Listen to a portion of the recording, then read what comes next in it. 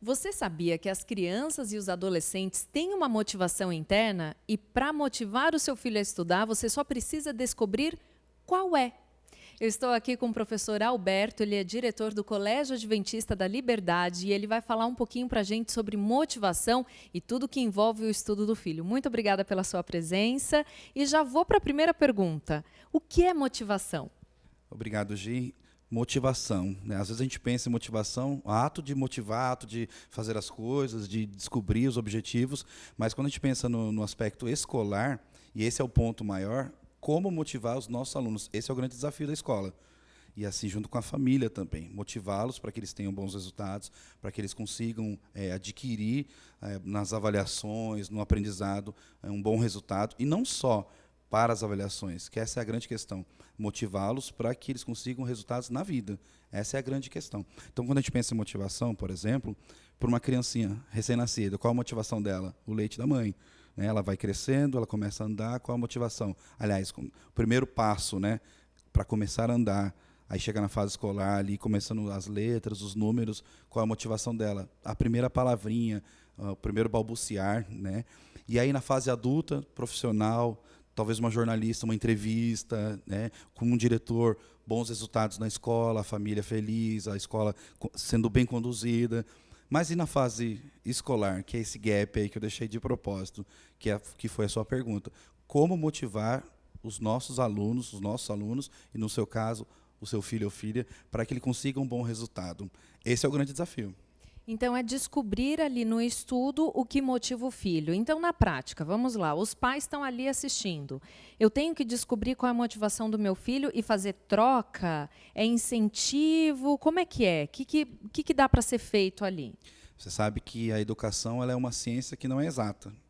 Então, assim, nós não temos, por exemplo, quem tem mais de um filho vai entender o que eu estou falando. Eu tenho 3 meninas, né, 3 filhas. Então, assim, eu não posso usar a dosagem daquilo que eu trabalhei com a minha filha mais velha, com a do meio, com a menor, da mesma forma, porque elas se desenvolveram ou se desenvolvem de uma forma diferente.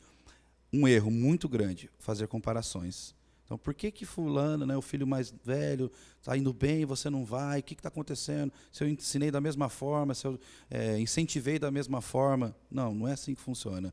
Cada um tem o seu ritmo, cada um tem o seu processo de crescimento. Né? Então, é importante a gente pensar nisso e pensar que o resultado ele não acontece da noite para o dia. Então, vamos pensar o seguinte, uma criança, quando ela nasce, né, ela recebe uma dose lá da vacina, aí com 3 meses outro, 6 meses outro, 1 ano, 10 anos, para que ela fique totalmente imune. A gente fala de vacina, um período que a gente está vivendo aí de pandemia, que todo mundo está esperando essa vacina, né? Mas imagina que se chegasse aos 15 anos, por exemplo, eu não dei nenhuma dose a vida toda. Aí chega aos 15 anos ou 14, na fase escolar, eu quero dar uma dose toda de uma vez, né?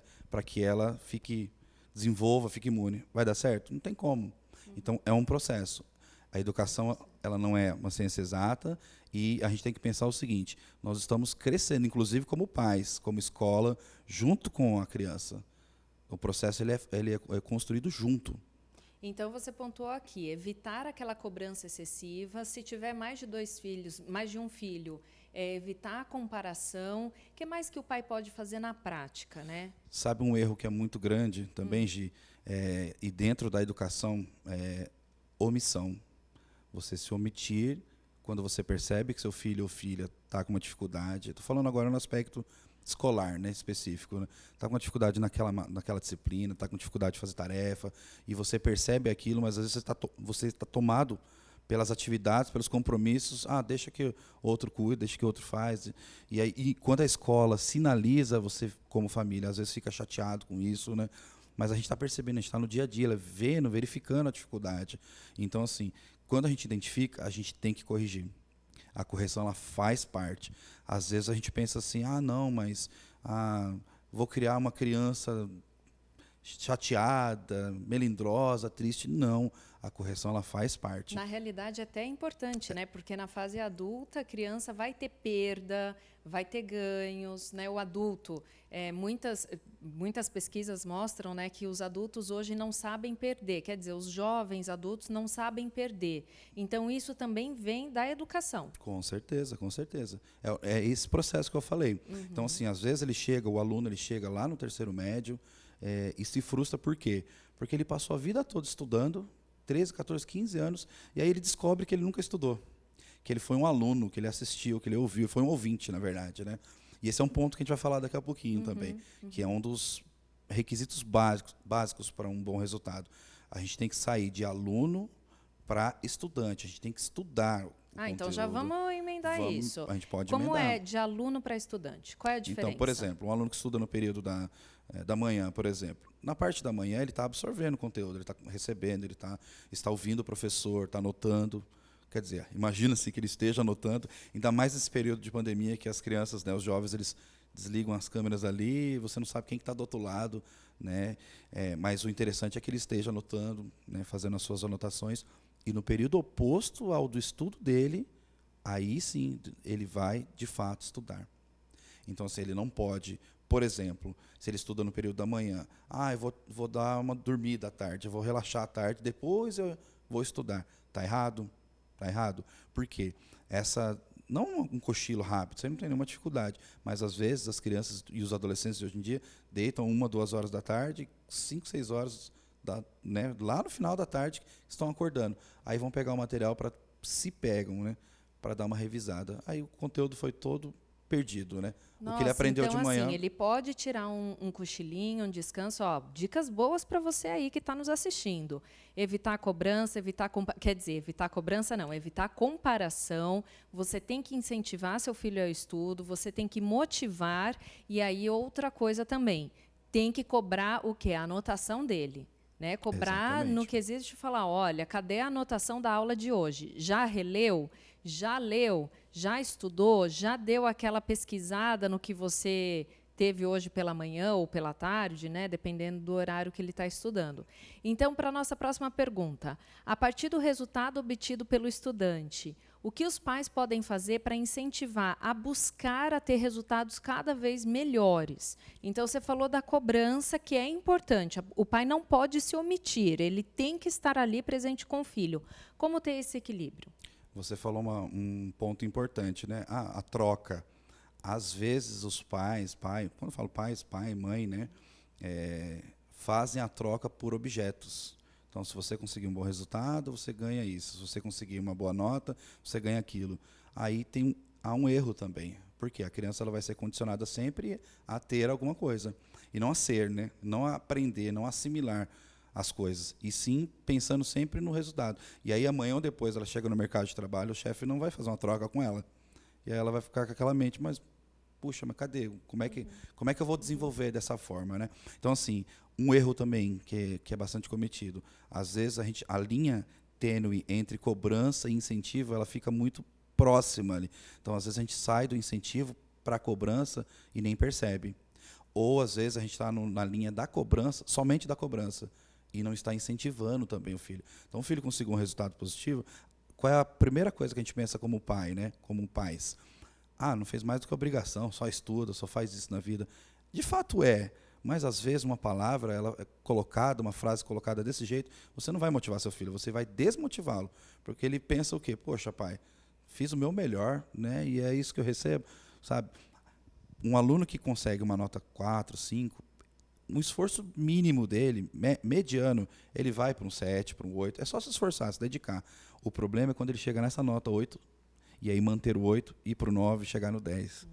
Que aí vem a Então, o pai cobrança. pode falar assim, se ele tirou 4, 5, fala, você pode fazer melhor, você vai conseguir, eu estou aqui para te ajudar. Então, isso é o correto. Exatamente. E aí, se ele chegou na nota 7, 8, fala assim, parabéns. É isso aí. Não é só assim, fez mais que obrigação. Não fez mais que obrigação. Parabéns, eu sei que você só estuda isso, tal. Então, e nessa linha. Exatamente. Isso é o correto. É isso mesmo. E que horas que você pode presentear o seu filho? Então, digamos que no final do ano, olha, passou com boas notas, tudo tal, eu posso motivar dando dando algum presente Sim. no final do ano? Com certeza. Isso é ok. Vou dar um exemplo da minha própria família, né? Minha filha.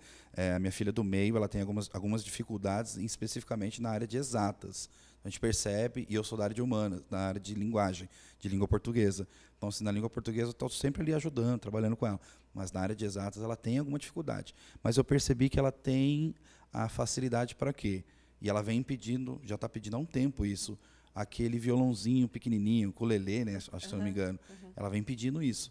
Eu percebi que ela está assistindo vídeos de pessoas tocando isso.